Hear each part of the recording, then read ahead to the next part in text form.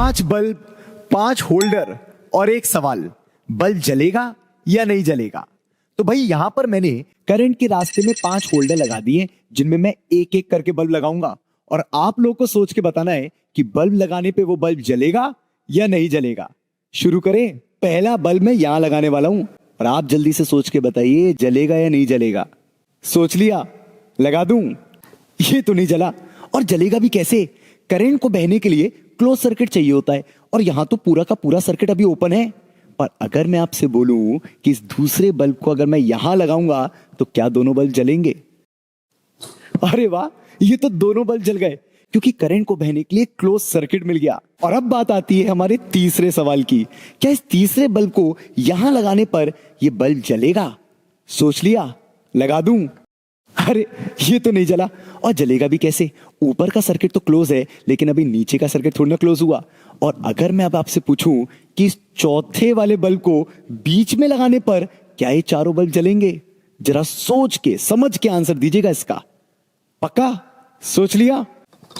अरे वाह, ये तो चारों बल्ब जल गए क्योंकि करंट को बहने के 2 रास्ते मिल गए, एक ऊपर से और एक ये टेढ़ा वाला रास्ता, और इस वजह से चारों बल्ब जल उठे। फाइनली आता है हमारा 5वां और सबसे पेचीदा सवाल, क्या इस 5वें बल्ब को यहां लगाने पर सर्किट क्लोज होगा? और अगर हां तो क्या सारे बल्ब जलेंगे? ये क्या हुआ?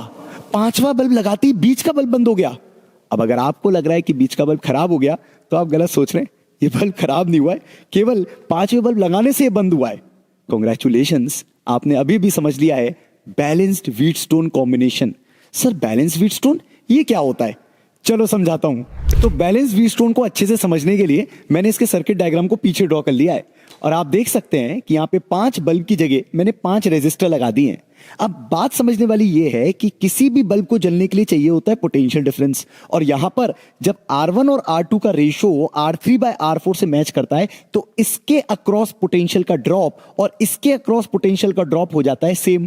कहने का मतलब है यहां से जितना पोटेंशियल कम करके आप यहां पहुंचोगे और यहां से जितना पोटेंशियल करके आप यहां पहुंचोगे वो सेम होना चाहिए। इसका मतलब इस पॉइंट का और इस पॉइंट का पोटेंशियल सेम हो जाता है और इसी वजह से हमारे बीच के बल्ब को पोटेंशियल डिफरेंस नहीं मिल पाता है और नतीजा वो बल्ब बंद हो जाता है।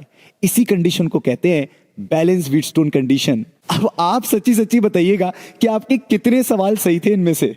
कमेंट में आंसर जरूर दीजिएगा।